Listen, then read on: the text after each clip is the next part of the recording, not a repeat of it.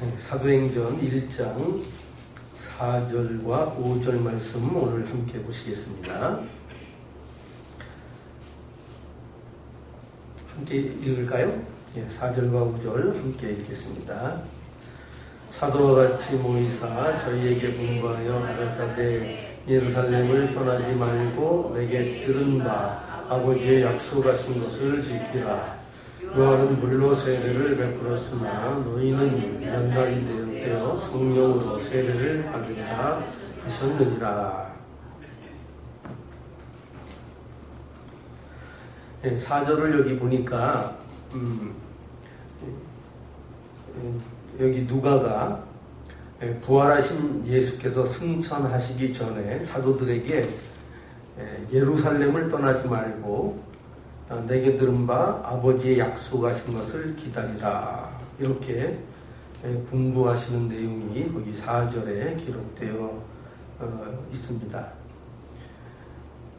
그 약속의 또 내용이 뭐냐 하면 5절에 한번 보면은 5절에 요한은 물로 세례를 베풀었으나 너희는 몇 날이 못되어 성령으로 세례를 받으리라 하셨느니라 라고 해서 그 약속이 성령의 강림인 것을 말씀하고 있습니다. 여기 보면 구약의 그 예언된 예수님께서 오셔서 십자가에 죽으시고 이제 부활 승천을 하셨습니다. 그리고 오실 약속을 하셨죠. 그리고 이제 그 사이에 그러니까 그 성경에 보면 계속 이제 오시는 거에 대해서 이제 말씀을 합니다. 그러니까 구약은 예수 그리스도의 오실 것, 그죠? 구약은 강조하고 있는 게 그거잖아요. 예수가 오실 것을 강조하고 있고, 그리고 신약에서는 예수가 오셨다는 거 아닙니까? 그죠? 그 예수가, 구약에 약속된 예수가 오셨다라는 것이 거기 기록되어 우리에게 신약에서 얘기하고 있고, 그런데 그 오신 예수가 무엇 하시죠?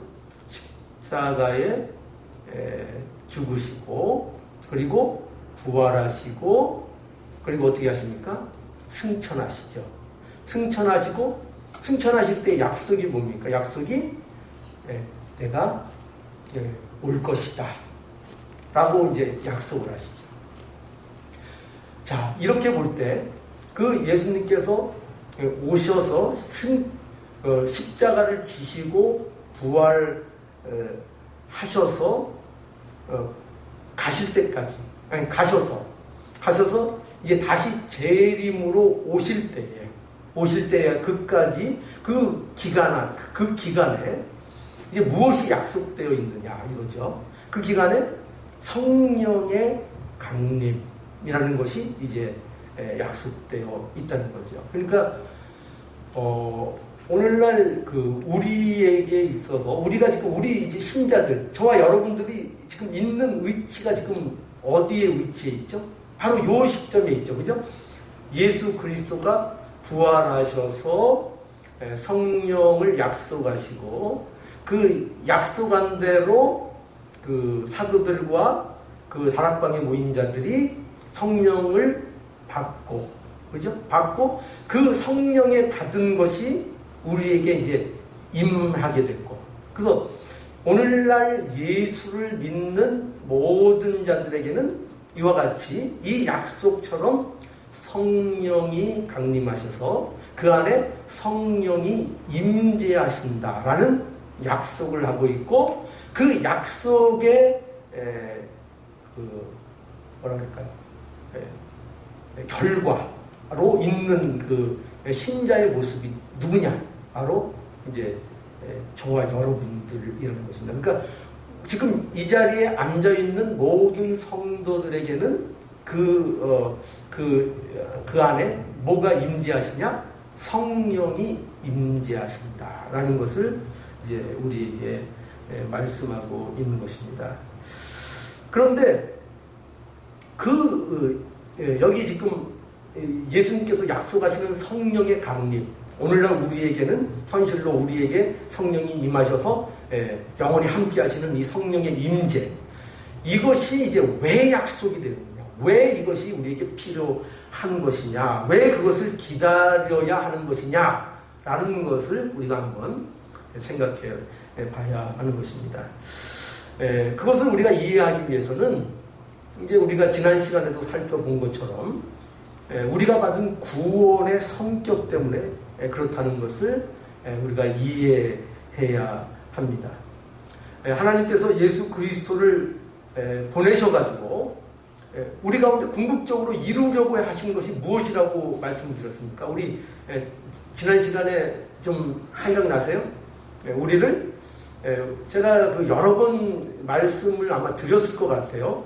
구원이라는 게 뭐냐? 우리가 예수 그리스도를 통하여 하나님께서 우리를 구원을 하시려고 목적이 있잖아요. 근데 그 구원이라는 게 뭐냐라는 것에 우리가 올바른 개념이 있어야 된다고 그랬죠. 그 구원이라는 것은 단순히 우리를 죄 가운데서 건진 것만을 구원이라고 얘기하는 것이 아니고 뭐라고 그랬어요? 어디로부터 건진 것도 구원이지만 그 건져서 무엇을 할 것인가 해서 어디로 갈 것인가의 그 방향성, 그러니까 구원이라는 자체는 거기에는 방향성이 설정되어 있다는 것을 제가 말씀드렸을 거예요. 그죠? 구원해서 끝이 아니고 그 구원은 반드시 어디로 그를 끌고 가겠다. 그에게 구원에 대해서 어떤 목적을 이루겠다라는 방향성이 있다는 거예요. 방향성. 그래서 구원에는 반드시 이 꺼낸 것과 그 꺼내짐으로 인하여 가야 할 길까지 다 포함되어 하나님의 섭리와 하나님의 간섭과 하나님의 보호로서 우리가 늘 얘기하듯이 만들어져 나가야 하는 그 모든 것들을 포함하여 구원이라, 이렇게 우리가 이해를 해야 된다고 제가 좀 말씀을 드렸습니다. 그러니까 보세요. 그러니까 그러한 구원의 과정 속에서 우리가 해야 될 일이 있는 거죠. 그죠? 그 과정. 구원을 받았으면 그 구원 받은 것으로 이제 나는 이제 천국 간다. 이제 지옥 안 간다. 그거로 그냥 끝나는 것이 아니라 그 일로 인하여 내가 구원을 받았다는 것으로 인하여 하나님의 나라를 건설하고 완성시켜 나가는 그 하나님의 지금 하시는 일 속에, 그 시간 속에서 우리가 만들어지고 거기에 참여하고 하나님의 동역자로서 그 길을 걸어가야 될 그 모든 과정이 우리에게 있어야 된다는 것을 말씀을 드렸습니다. 그죠? 그래서 하나님께서 빛 대신 예수 그리스도를 우리에게 보내주셔서 우리를 빛이 되게 해주셨고, 그러니까 우리 존재가 빛이 되게 해주셨잖아요. 그래서 그 빛이 된 존재가 내가 이제 빛이다, 그거로 이제 끝나는 게 아니라 뭐냐면 나의 빛됨, 나의 존재됨을 발산을 해야 된다는 거예요. 발산. 그래서 이제 우리는 그 싸움을 해야 되는 거예요. 나의 말. 여러분, 우리 신자들의 말이라는 것은 그냥 보통 안 믿는 사람들과의 말과 같은 말로 취급을 하면 안 됩니다. 내가 말을 하고 있다 그래서 그저 세상 사람들 같은 그런 단순히 나를 나타내고 내 표현을 하고 내가 살아가는 수단으로서의 말을 하고 있는 것이 아니라, 이 말이 뭐냐면 이 말, 그리고 이 내 행동, 내 인생, 이것을 통하여 나의 빛됨을 드러내는, 하나님이 나에게 빛을 보내주셔서 그 빛이 내 안에 있어서 그 빛으로 내가 생명을 받았다는 그 모든 빛됨이 나의 말과 나의 행동과 나의 인생을 통해서 실현되고 그것이 나타나는 그 역할을 하는 삶을 살아야 한다는 것. 이것이 우리에게 요구하고 계신 그 구원이 우리에게 요구하신 내용인 것입니다. 그죠? 그러니까 우리가 구원받은 자로서 마땅히 이런 것들을 해 나가야 된다는 거죠. 그런데 보세요. 자, 여러분, 이 사실을 우리가 잘 알고 있죠. 잘 알고 있는데 문제는 뭡니까? 문제는 뭐죠? 언제나 우리가 현실적인 문제는 뭐예요? 현실적인 문제는 뭐죠? 그러나 이게 되냐 이 말이에요. 되냐? 아니, 안다 이거야. 내 말이 이렇게 중요한 말이구나. 내가 빛으로서, 내 안에 빛을 담은 사람으로서 내 말이 그 빛됨을 드러내는 말로서 되어지는 그런 내 말들이구나. 내 행동이 그냥 아무렇게나 하는 행동이 아니라 이 행동 하나를 통해서 하나님의 나라를 이루어 가시겠다는 그 뜻이 담겨 있구나. 우리 이런 거 우리 알 수 있잖아요. 그죠? 우리 인생이 그렇게 갑시다. 그런데 문제는 그렇게 실제로 그런 말과 그런 행동과 그런 인생을 우리가 어떻게 살아갈 수 있는가 하는 것이죠. 근데 이 문제에 있어서 우리가 현실적으로 늘 실패를 하는 겁니다. 실패를. 그러니까 현실과 이상은 너무나 거리가 있는 거예요. 성경이 우리에게 약속한 우리의 신분과 우리의 처지로서의 갖고 있는, 말씀하고 있는 그 능력, 우리가 가지고 있는 것과 또 우리가 실제 삶 속에서 해나가는 삶의 모습에는 너무나 큰 이 괴리가, 너무나 큰 격차가 있는 거예요. 자, 그래서 이것이 안 되기 때문에 하나님께서 하시는 방법이 뭐냐?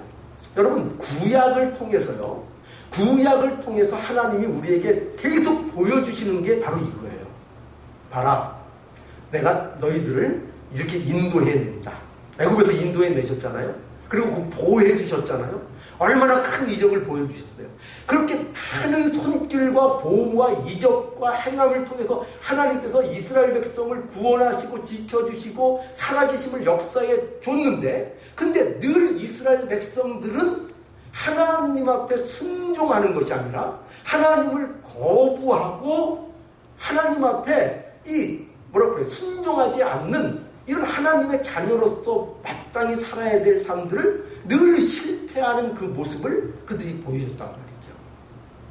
그렇기 때문에, 자, 그래서 그것을 통해서 우리에게 무엇을 확인시키는가? 봐라. 이렇게 어떻게 보면 하나님께서 외적인 것으로 그들의 손을 잡고 이끄실 때에 그들이 어떻게 행동하고 어떻게 반응하고 어떻게 하나님을 섬기는지를 봐라는 거예요. 봐라는 거예요. 우리 생각은 우리한테 하나님이 그렇게 해주셨다고 생각해 보세요.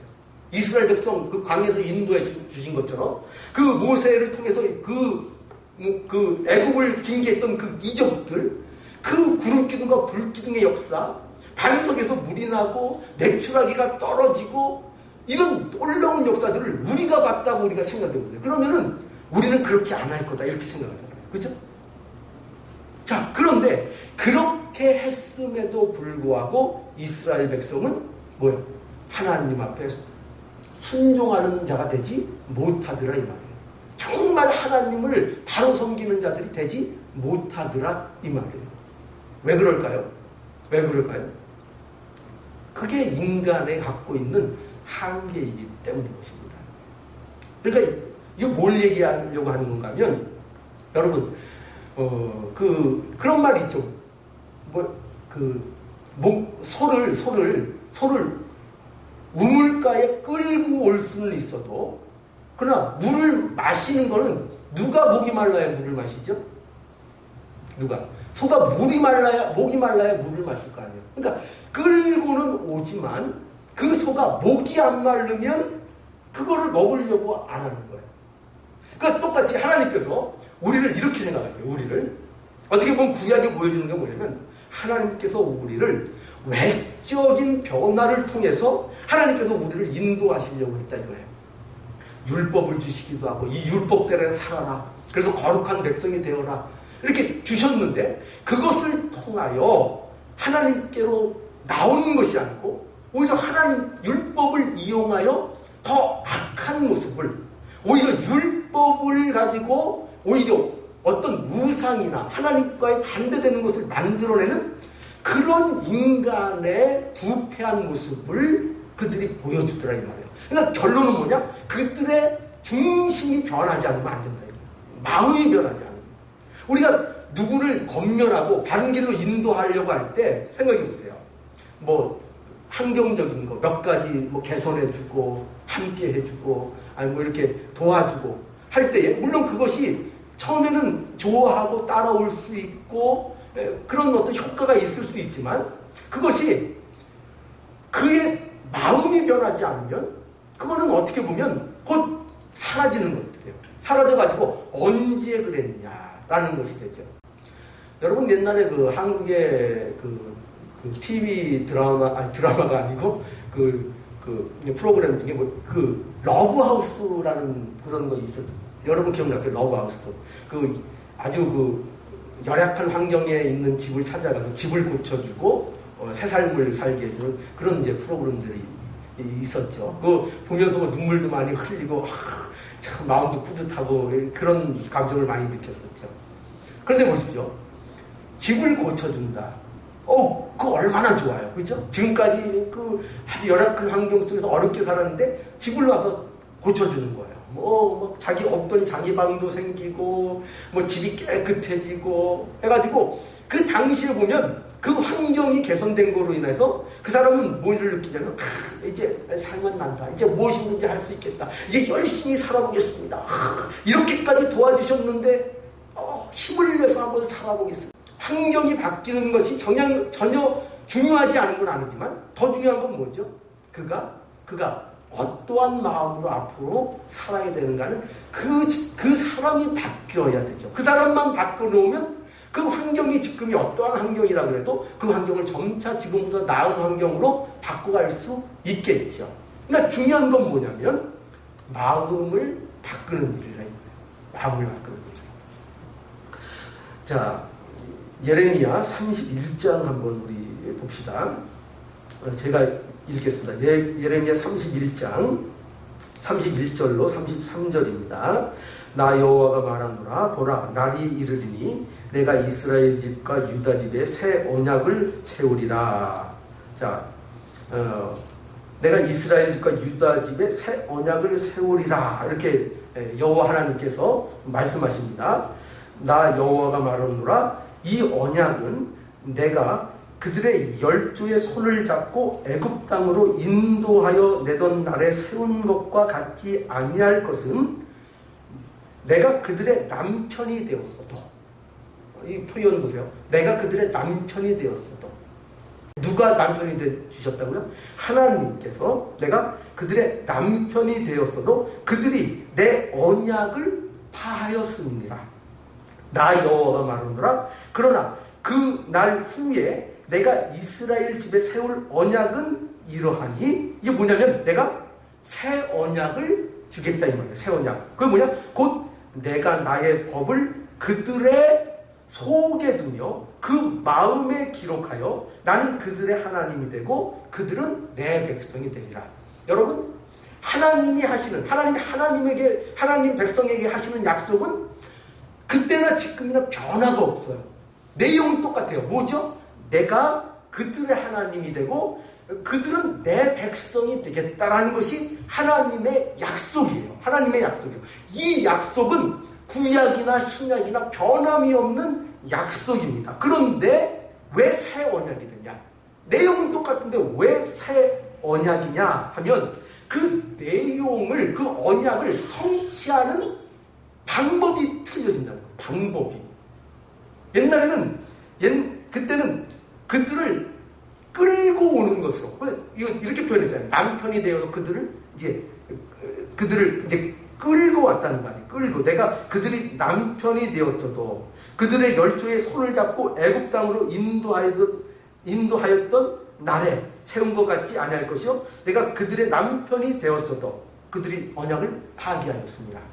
그러니까 그러므로 성취를 어떻게 하느냐? 이제는 그들의 마음에 기록하겠다. 그들의 마음에. 이게 무슨 말이에요? 그들의 마음에. 어떻게 기록하신다는 거죠? 어떻게? 그럼 마음에 그것을 두시겠다. 나의 법을 그들의 속에 두겠다. 그 마음에 기록하겠다. 어떻게?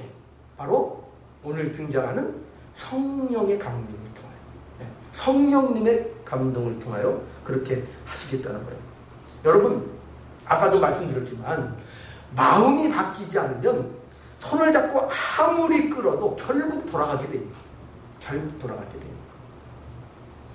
여러분, 바람난 여자가 있다고. 여러분, 그, 뭐, 남자도 심각하지만, 여자가 또 바람나면 그것도 말릴 길이 없다고 그러더라고요.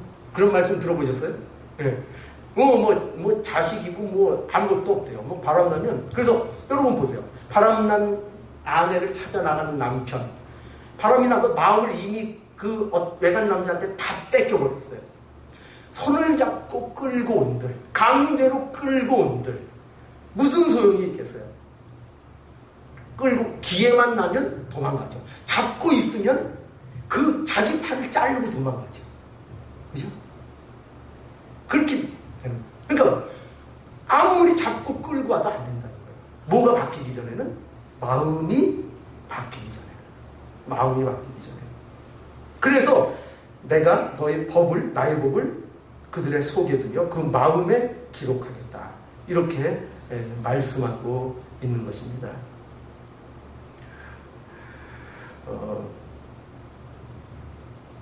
그러니까 이 성령 강림의 골자는 뭐냐면 하나님의 나라의 건설과 완성을 해나가는 과정에 있어서 하나님께서 그 약속을 이루어 가시는 데 있어서 우리의 힘이 아닌 하나님께서 우리 안에 임하셔서 우리를 변화시키시고 그것을 통하여 이루어 가시겠다는 하나님의 약속, 바로 그것이 성령의 강림이다. 이렇게 우리에게 말씀하고 있는 것입니다.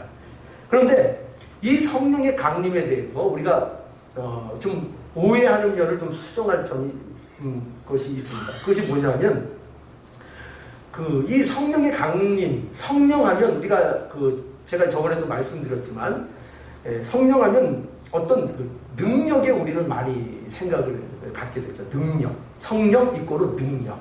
이런 것들을 우리가 많이 생각하게 되죠. 실제로 누가복음에서 그렇게 이렇게 성령 강림에 대해서 표현을 한 게 사실입니다. 누가복음 24장 49절 한번 우리 볼까요? 누가복음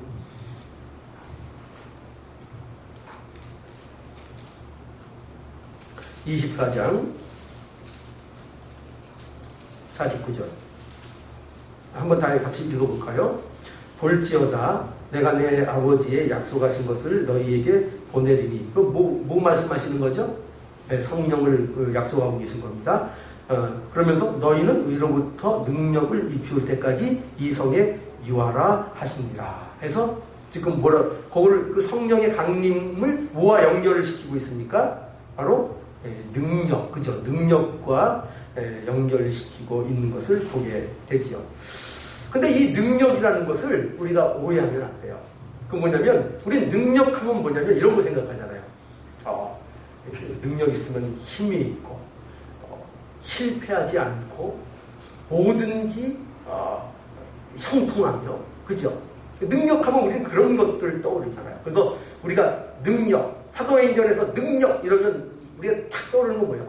베드로가 설교했더니 3,000명이 회개했다. 막 이런 것들, 그런 어떤 놀라운 역사들을 우리가 기억하면 이것이 능력이다. 이렇게 생각하기 쉽잖아요. 그런데 보세요. 정말 베드로가 그런 식의 능력을 받았느냐? 사도들이 그런 능력을 가졌느냐? 만약에 그런 능력을 성령의 강림으로 인하여 받고 그것이 그들에게 계속 임하고 성령이 계속 임하고 계시니까요. 그것이 계속된다면 그러면 그 사도들의 삶은 결코 실패하는 것이 없는 삶으로 살아가야 될 거예요.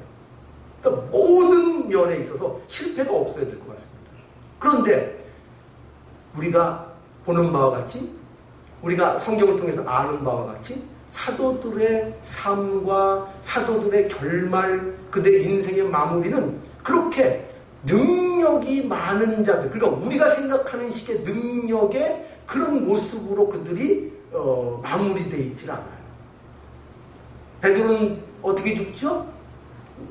자기가 원하지 않는 모습으로, 그 전설의 어떤 속설에 의하면 십자가에 거꾸로 매달려 죽었다. 그런 얘기도 있죠. 어쨌든 그가 분명한 건 뭐죠? 순교했단 말이에요. 순교.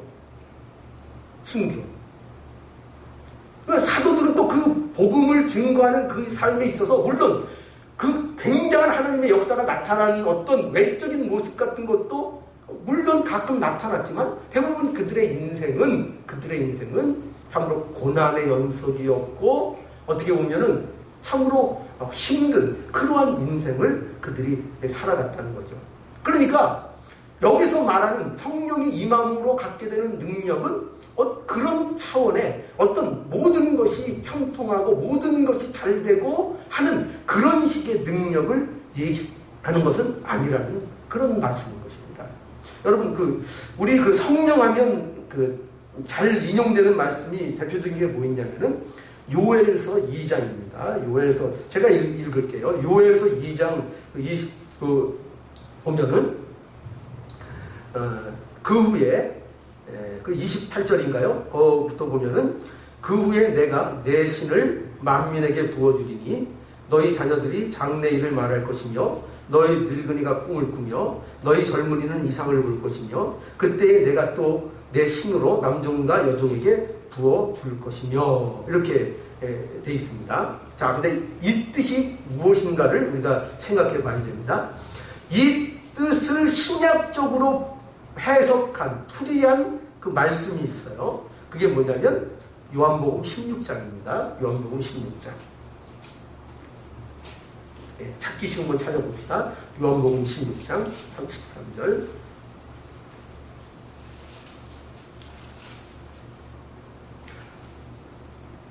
13절과 14절 우리 함께 읽겠습니다.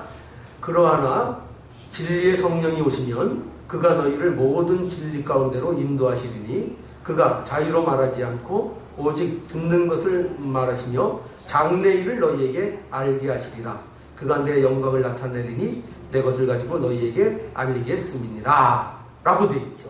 여기 성령이 오시는데 어떻게 얘기되고 있냐면 그 약속된 성령이 뭐냐면 진리의 성령이 오신다 이렇게 되어 있어요. 진리.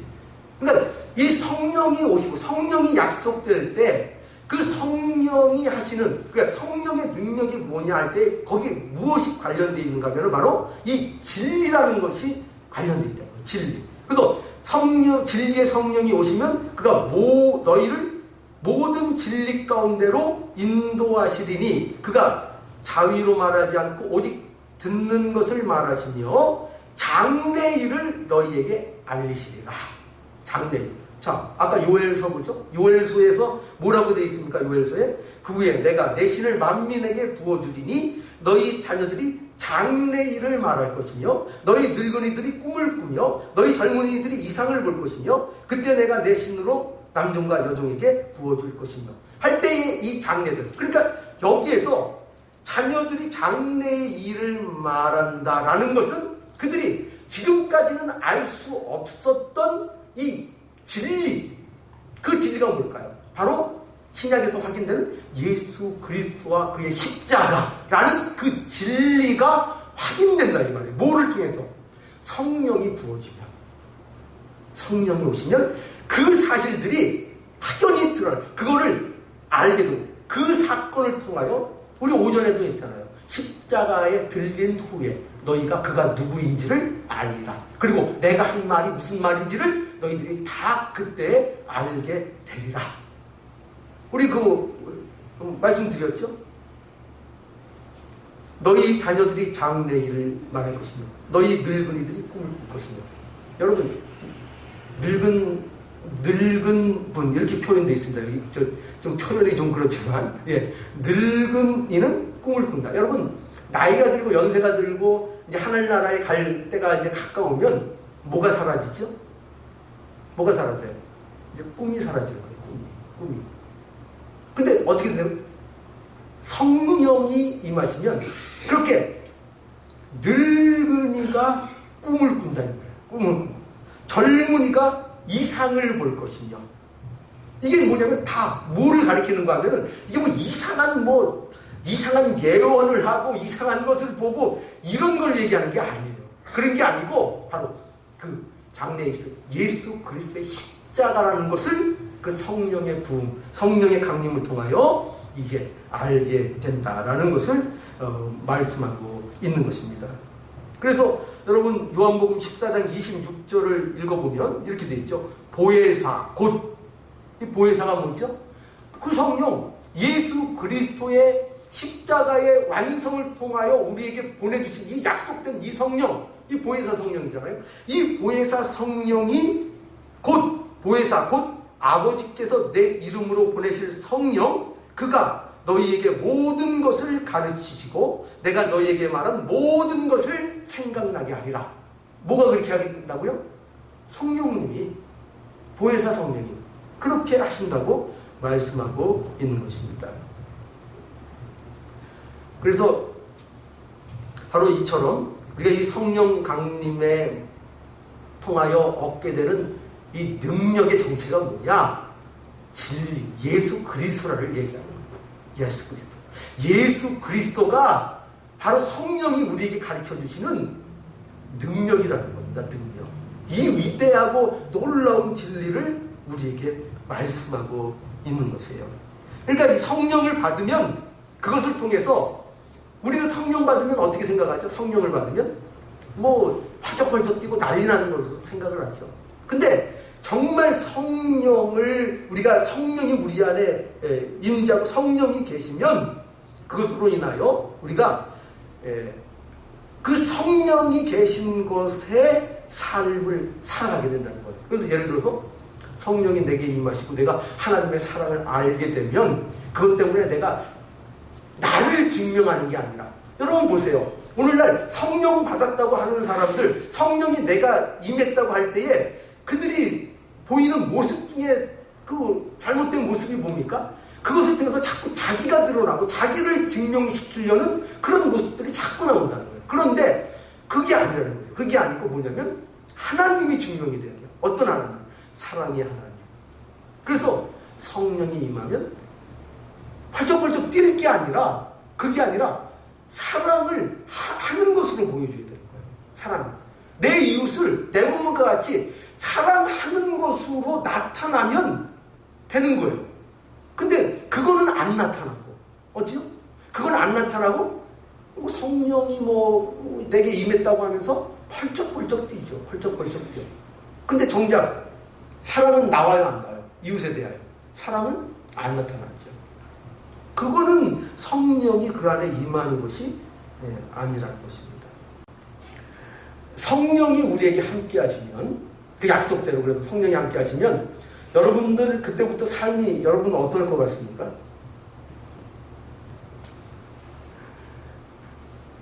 성령이 여러분 안에 거하시고 성령이 임하시면 그때부터 이제 고달퍼지는 겁니다. 좀 기대했던 것과는 좀 다르죠. 성령이 임하면 우리는 기쁠 거라, 또 힘이 날 거라. 물론 그런 면이 있어요. 그런 면이 있는데, 그러나 세상살이가 고달파진다는 것입니다. 성령이 임하시면. 왜 그럴까요? 성령이 임한다는 것의 가장 중요한 포인트 중에 하나가 뭐냐면, 성령은 우리를 혼자 마음대로 하게 되버려 두시지 않는다가 성령의 임하십니다. 자, 여러분 한번 보세요.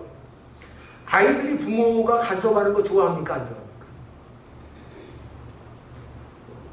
아이들은 부모가 아이들을 간섭할 수밖에 없죠. 그죠? 아이들의 입장에서는 부모는 어떤 존재냐면은 맨날 뭘 그렇게 하지 말라는 존재예요. 왜 이렇게 간섭하는 게 많고 하지 말라는 건 말만 하는지. 그러니까 아이들의 입장에서는 어떨 때는 그런 부모가 좀 안 보였으면 좋겠다는 속마음이 있을지도 모르겠어요. 필요할 때 오셔서 좀 도와주는 거는 반가운데, 좀 일상생활 속에서는 좀 가까이 안 계셨다가 필요할 때만 오시고 좀 간섭 안 하셨으면 좋겠다, 이런 게 아이들의 마음일지 몰라요. 자, 그런데 성령님도 마찬가지예요.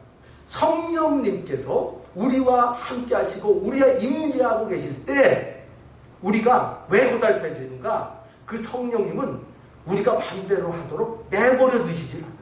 내버려 두시지 않아요. 내 뜻, 내 욕심, 어떤 것들 하려고 하는 것들, 이런 것들을 하려고 할 때 놀라운 건 뭐냐? 우리 신자들의 삶의 신비입니다. 이게 신비. 다른 게 신비가 아니에요. 그렇게 내 뜻대로 나가려고 할 때 고달퍼진다는 거예요. 자꾸 하나님이 간섭하셔서 그 일을 못하게 막으신다는 거예요. 그러니까 고달죠, 삶이 고달퍼진다는 것입니다. 이것이 성령님이 우리에게 함께 하실 때 나타나시는 바로 증상인 것입니다. 그래서 우리를 가만두시지 않으세요. 우리가 잘못된 길로 나갈 때 우리를 항상 간섭하셔서 옳은 길로 가도록 책망하시고 붙들으시고 때로는 매를 드시기도 하시고 하시면서 하나님의 자녀로서의 삶을 살아갈 수 있도록 항상 간섭하시는 것이 성령님의 일이십니다. 바로 이러한 성령님이 바로 우리에게 약속되어 있고 우리에게 와 계시다는 것입니다. 그래서 영원토록 우리와 함께 하시는 이 성령님의 이 함께 하심, 이것이 능력이 되어서 우리가 살아가는 저와 여러분이 되어야 되겠습니다. 그럴 때 우리가 이 사도행전적인 이 삶을 우리가 살아갈 수 있으리라, 이렇게 성경이 약속하고 있습니다.